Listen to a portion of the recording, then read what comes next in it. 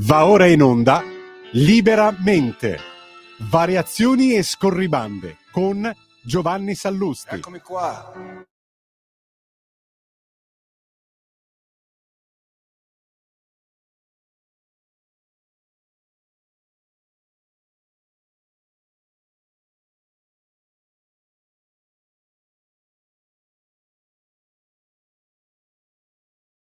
Buonasera a tutti, bentornati a Liberamente, variazioni e scorribande qui su Radio Libertà.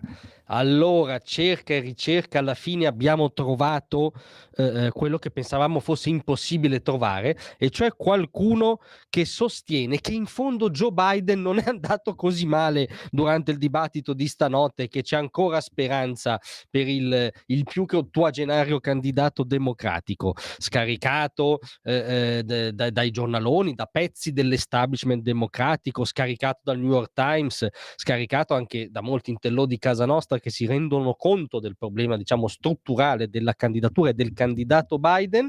Poi però c'è lei, c'è l'irriducibile Giovannona Botteri, e voi sapete che la giornalista Botteri è una, diciamo, mamma santissima del luogo comunismo Rai, storica inviata Rai, in America, in Cina, oggi in Francia, che oggi ha, come dire, toccato vette di surrealismo puro.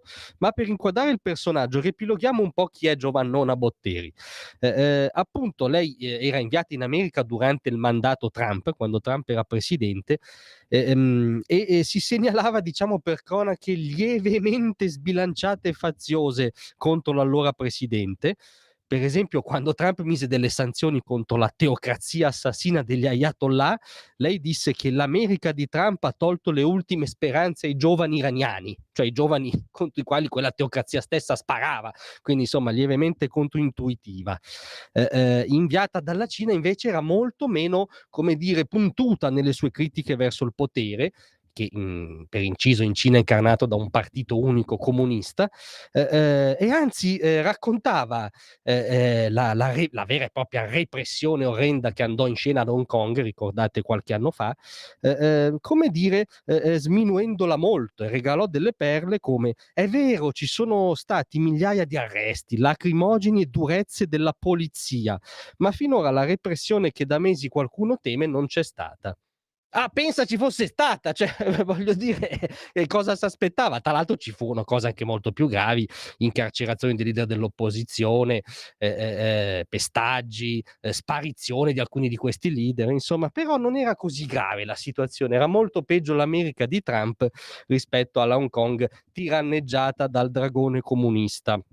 Ebbene, questo era per inquadrare, diciamo, il personaggio e l'imparzialità del personaggio, che però è andato oltre se stesso, perché stamattina, collegata a Omnibus, analizzando il debate, ha lasciato un po' tutti di stucco, dicendo questo, dicendo: beh, alla fine il sondaggio fatto post dibattito dalla CNN ha dato come esito, diciamo, il 67% degli ascoltatori diceva che aveva vinto Trump, il 33% Biden, e quindi letterale, in realtà è poco quel 67% per Trump, no?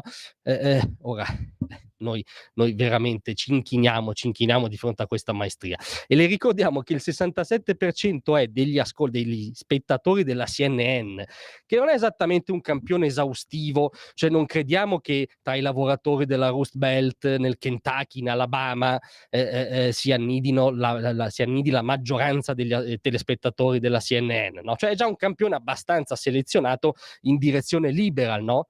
Per intenderci, quando Trump sfidò e sconfisse Hillary Clinton, la CNN fu tra quei media che a pochi giorni dal voto dettero a Trump il 2% di possibilità di vincere contro il 98% di Hillary. Ebbene, se anche la CNN dice che per il 67% dei suoi spettatori ha vinto Trump, è evidente di cosa si sta parlando.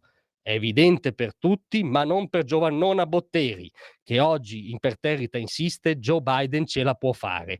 Tanta ammirazione per questa ostinazione e questa capacità di rifuggire dal reale.